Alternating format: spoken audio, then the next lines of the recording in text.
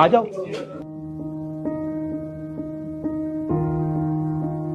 ये वो सिटी है जो 66 की जंग में पीसफुल रही, 71 की जंग में पीसफुल रही, 91 की कारगिल वार में ये पीसफुल सिटी रही।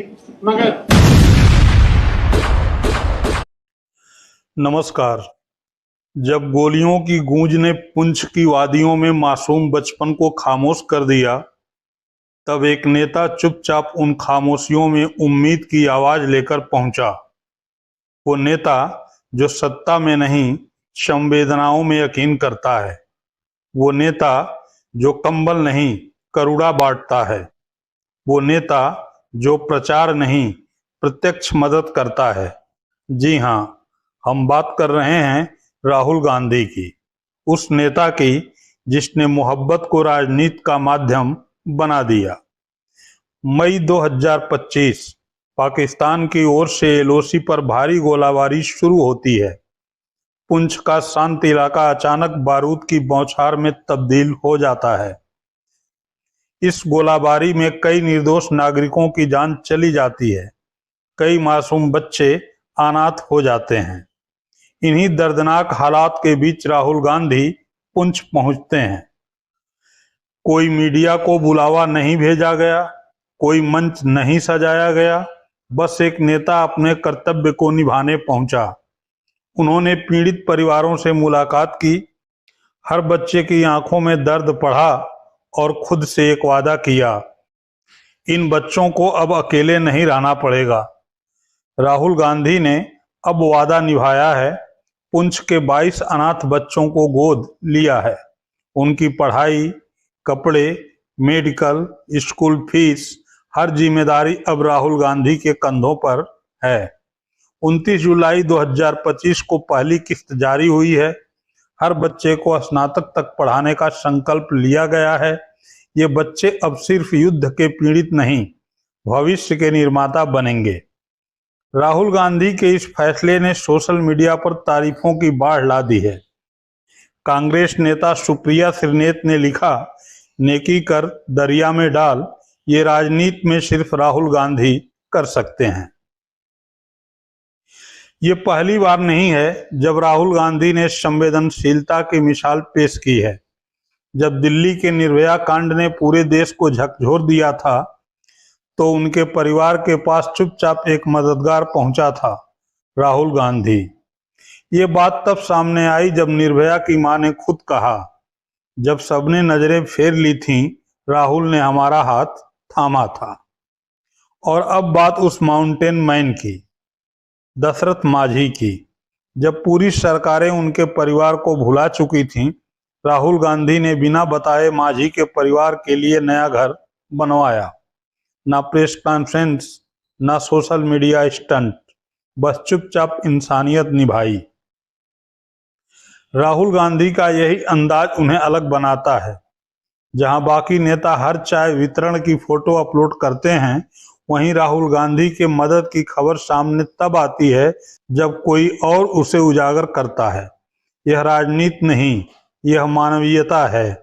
शायद इसीलिए लाख आलोचनाओं के बावजूद लोग उन्हें मोहब्बत वाला नेता कहते हैं। काश देश के दूसरे नेता भी इससे कुछ सीख पाते। काश विदेशी दौरों में अरबों खर्च करने वाले थोड़ा वक्त इस अनाथ बच्चों को भी देते। काश प्रचार से ज्यादा सेवा में विश्वास होता, पर तब शायद राजनीति मोहब्बत की हो जाती, नफरत की नहीं।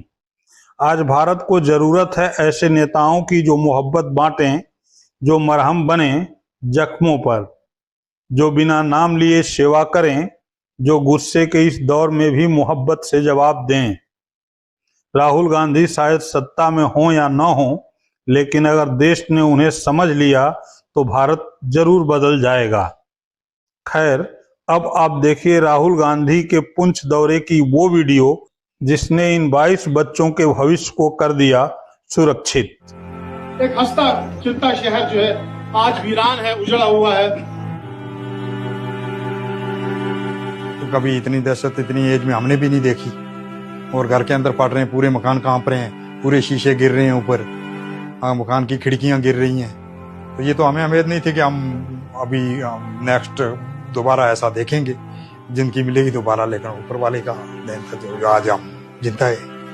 इन्होंने बोला रात को लाइटें बंद कर दो, हमने थोड़ा सा ये करना है वो करना है, लेकिन पूरा जंग का माहौल बना दिया यहाँ पर इन्होंने। यहाँ पे काफी मतलब शेल्स गिर रहे थे। एग्जैक्टली कितने मतलब इस एरिया में कितने गिरे? मोर देन 5 तो गिर चुके थे सुबह। मतलब अगर यहाँ की बात करेंगे 2 यहाँ गिर गए थे। इसी बिल्कुल क्राइस्ट स्कूल के अपोजिट में ही एक हमारे प्रोफेसर हैं, कजन है, उनके घर भी गिर चुका, उनकी गाड़ी डैमेज है। सब लोग डर चुके थे, हम भी डर चुके थे और कोशिश कर रहे थे किसी सेफ जगह पे हमें जाया जाए। 7 तारीख को रात 2 बजे से लेकर सुबह 10 बजे तक शेलिंग होती रही, जिसमें सबसे ज्यादा नुकसान इस वार्ड नंबर 3 में हुआ है।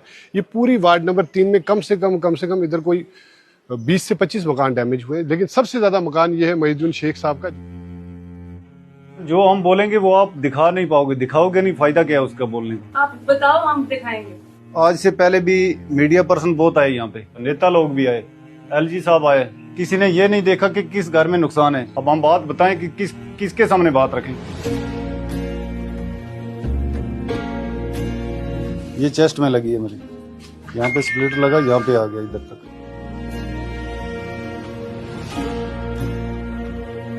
ये मेरी मिसिस को लगी हुई है, देखो। जब लगता है 1 लगे, 2 लगे, 3 लगे, फिर उसके बाद 2 सिलेंडर फटे, फिर स्कूटी पेट्रोल की भरी हुई वो फटी। हमारे सब पे तो 6 धमाके हुए। हम उस हिसाब से पता नहीं कैसे हमें उस अल्लाह ताला ने जिंदगी दे दी है। हमारी सारी जिंदगी की कमाई यही थी जो इस पे लगा दी है। अब आगे बच्चों को कैसे पढ़ाएंगे, अपना काम क्या करेंगे, तो कैसे करेंगे। मेरे साथ में ये गली में 2 बच्चे, जुड़वा बच्चे थे, वो दोनों की यहाँ पे अपना डेथ हो गई। इसी गली में, इसी मेरे मकान पे पड़े तीनों। तो इधर से जो है अपना स्प्लिटर वगैरह जाकर उनको लगे तो वो वहीं पे मार गए दोनों बच्चे। तो आप कहाँ से आ रहे थे? सर मैं उस साइड से आ रहा था, वहाँ से। मैं जब बच्चे जो थे सर वो वहाँ आगे थे और जीजू मेरे जब मैं वापस आया सर इस घर के अंदर थे सर, वहाँ बैठे हुए थे सर। जो जीजू मेरे थे वो यहाँ थे। जब मैं दोबारा वापस आया तो यहाँ से अंदर से मैंने उनको उठाया तो बच्चे जो थे सर वो आगे थे सर, वो लास्ट। यहाँ पे औरत खड़ी? हाँ, नहीं इनसे ही जहाँ पुलिस वाला खड़ा था वहाँ पे। तो मैं वहाँ से आ रहा था तो ये शेल गिरा कहाँ? वो पीछे गिरा उधर, और स्प्लिटर्स वहाँ से आए? वहाँ से आए सर, उनको लगे। जीजू मेरे पता यहीं गिर गए थे, कहीं बच्चे वहाँ थे। ये ऊपर लगे हैं ये? हाँ हाँ, वहाँ बच्चे वहाँ आगे थे। जब मैं आया मैंने वहाँ से उठा के ले गया। मैं इसलिए बचा कि मैं उस गली से उस साइड था।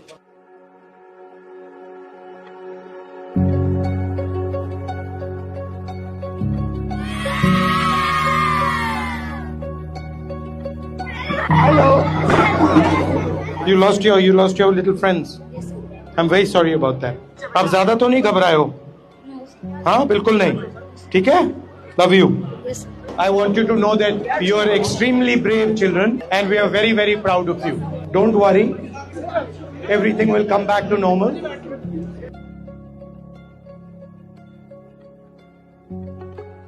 एक ही बेटा? जी एक ही बेटा, एक ही बच्चा है? एक ही बच्चा। तो बस वो भी काफ़ी डर गया था, शेलिंग काफ़ी हो रही थी। फिर सुबह जब यहाँ स्प्लिंटर गिरने लगे, यहाँ से आप आए, काफ़ी स्प्लिंटर थे यहाँ पर, तो डर लग गया कि एक ही बच्चा है, उसको किसी तरीके से सेफ जोन में मिल जाए। तो कोशिश की, बस वो कोशिश थी, तो उस कोशिश में तो घर के बाहर थे आप? जी। कहाँ पे थे आप? तब हम गाड़ी में यहाँ से जा रहे थे। ये बहुत अच्छा, गाड़ी में लगा? गाड़ी के साइड में लगा, वहाँ से सेफ जगह जाना चाहते थे, वहाँ बम गिरा गाड़ी के नज़दीक। सर बात ऐसे है कि कुछ हमारी गवर्नमेंट की कमी रही, हमारी स्टेट गवर्नमेंट या सेंट्रल गवर्नमेंट गवर्नमेंट को भी एक किया। और सबसे बड़ा दुख ये है, दो हादसे हो गए, 2 चीज़ हो गई। एक तो ये कि सर इनके सर से शायद चला गया, दूसरा सर ये कि नेशनल मीडिया ने उनको जो इंटरनेशनल टेररिस्ट बना कर रख दिया। एक इनोसेंट आदमी को जो 21 साल से यहाँ पढ़ा रहा था एज ए टीचर, उसको जो है उन्होंने, वो इस फैमिली के लिए इतना बड़ा सेटबैक था। वो सदमा ये झेल नहीं सके, ये फैमिली बर्दाश्त नहीं कर सके। तो हम ये चाहेंगे कि ये मीडिया का जो नेगेटिव रोल है ये ख़त्म होना चाहिए। बिल्कुल, हमारी इस ग्रेट नेशन के लिए सबसे नुकसान बहुत खराब नेगेटिव रोल है। हाँ जी, हम चाहते हैं हर चीज़ में। मैं चाहता हूँ कि इन बच्चों को इंसाफ मिले। और सबसे बड़ा जो इस हमारा जो LOC पर प्रॉब्लम है, वो हमारा हेल्थ सेक्टर है, बड़ा कमज़ोर है। हम सबसे ज़्यादा सफ़र जो हो रहे हैं, परेशान हो रहे हैं हेल्थ सेक्टर के ठीक ना होने की वजह से। बहुत बुरा हाल है सर, इसका आप जरूर ठीक है।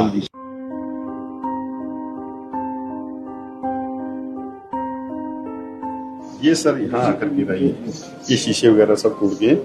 वैसे टेम्परेरी हमने ये हमारे ये देखे सर, ये पड़ा यहाँ, ये यहाँ पड़ा, उस साइड से आ रहे हैं? उस तरफ से। वो पाकिस्तान की पहाड़ी है, वो सामने वाली। आप मुझे बताइए क्या कहना चाहते हैं, क्या लाना चाहते हैं? इसीलिए आया हूँ मैं, बताइए। सर हमारा ये रिक्वेस्ट है, जो माली नुकसान हुआ है लोगों की छत जो है वो टूट गई, कुछ घर ऐसे हैं जिनको रिपेयर के काबिल नहीं है। मतलब पूरा हमारा कहने का मकसद ये है कि कोई ना कोई एक ऐसा पैकेज जो है प्राइम मिनिस्टर पैकेज हो, जो कि इन लोगों को रिहेबिलिटेट किया जाए, रीबिल्ड किया जाए इनकी प्रॉपर्टीज को। इस किस्म की कोई जो है हम ठीक है। So I'll write a letter on your behalf. Okay.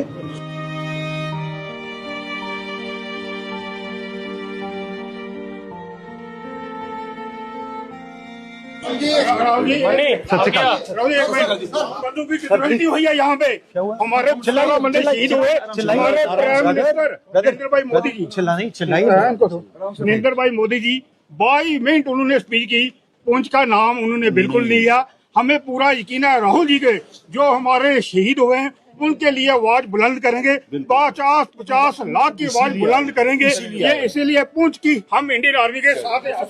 Pakistan ने मंदिर, मस्जिद, गुरुद्वारे, चर्च, मदरसे और शिवलिंग को नहीं बख्शा, जिसके अंदर हमारे 13 लोग जो है पुंछ के शहीद हो गए और हजारों की तादाद में हमारे मकान जो है वो क्षतिग्रस्त हो गए हैं। आप इस दुख की घड़ी में बहुत दूर से चल के यहाँ आए हैं, जिससे हमारा सीना जो है वो गर्व से मैं क्या नहीं सकता। I have no words to say before your good service।